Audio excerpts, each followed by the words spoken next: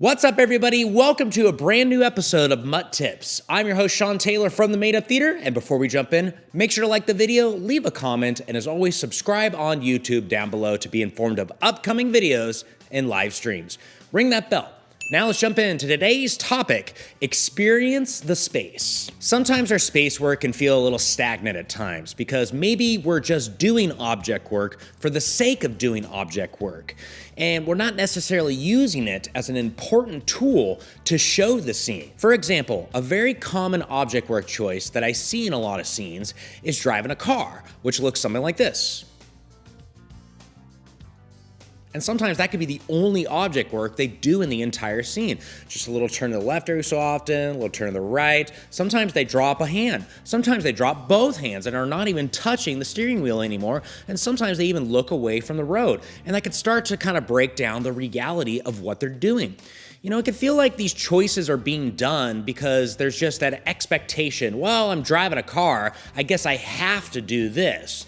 Rather than, oh, I'm driving a car, I get to do this. And by going in with that mentality of I get to do this, it will lead you to new ways to experience the space and experience the scene. Let's start to experience action together. Please feel free to join me for this as well. Every so often, the screen's gonna go to black, and all I want you to do is just go with the action based on the direction that I gave you.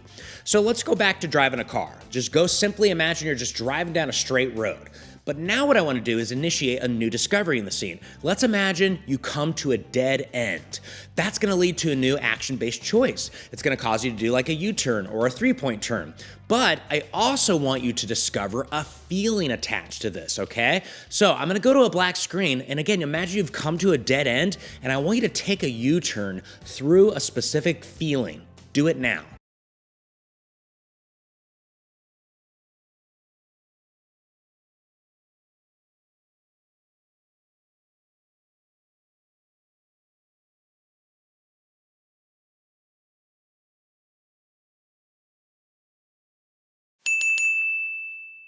Awesome. How did it feel doing that U-turn? And more importantly, how did that specific feeling affect how you did that U-turn? You know, were you frustrated? Were you worried? Were you excited? Based on that specific feeling that came as a result of this new choice, this new discovery of a dead end, it will lead you to fully experience the scene. Now let's add on more to this action of driving a car. Everybody go back to driving a car down a straight road. Back to that action. But now I'm gonna change the who of the scene. So the who of the scene is you are a very nervous driver. So go ahead and drive down this straight road, but you are a nervous driver. Let that affect how you are driving. Go.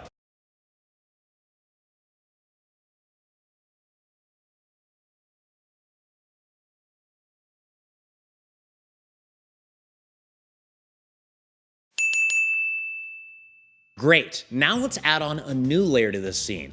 Not just who you are, but who you are with. So now imagine, again, you're still driving down this road, you're still a nervous driver, but the person you're with is somebody you're on a first date with, and you really like them. Let's go ahead and let this affect how you drive the car in relation to the person who's in the passenger seat. So let's imagine you're also coming up to a yield sign, and your objective now is you need to merge with oncoming traffic. Again, you're a nervous driver, you're with somebody who you're on a first date with, and you're about to merge with oncoming traffic. Go.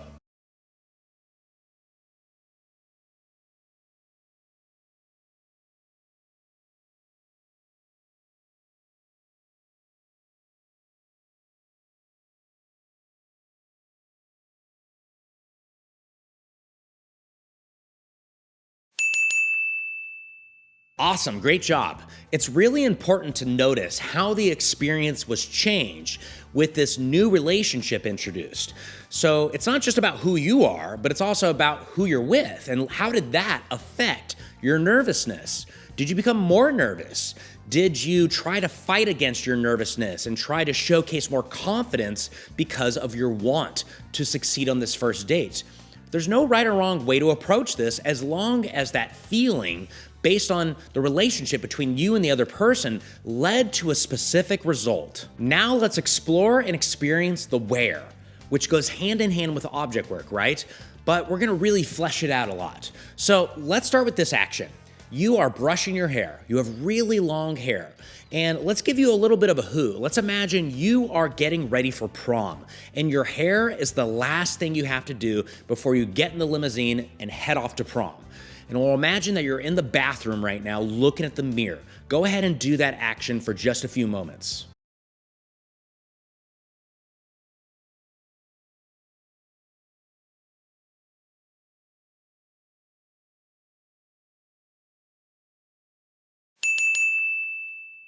Great. Now, similar to the dead end, we're gonna use a choice to help lead to new discovery in the space. So again, imagine you're brushing your hair, but suddenly your hair gets tangled in your brush. And you're gonna try to struggle out of it, but it just makes the tangle worse. Let it affect your face. Show this moment because we don't have words to tell it. Go.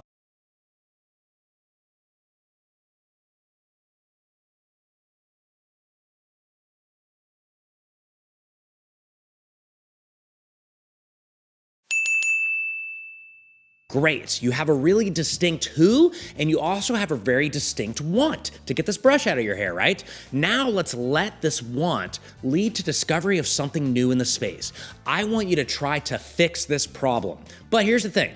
Don't worry about it being logical, okay? Because you are overcome with, the fear of being late to prom, the dread of going to prom with a brush stuck in your hair. So don't worry about fixing the problem. In fact, try to grow it. We'll go to black right now and just take about 20 seconds to discover something new in your environment to try to fix the problem. But hey, if you can, see if you can make the problem worse. Go.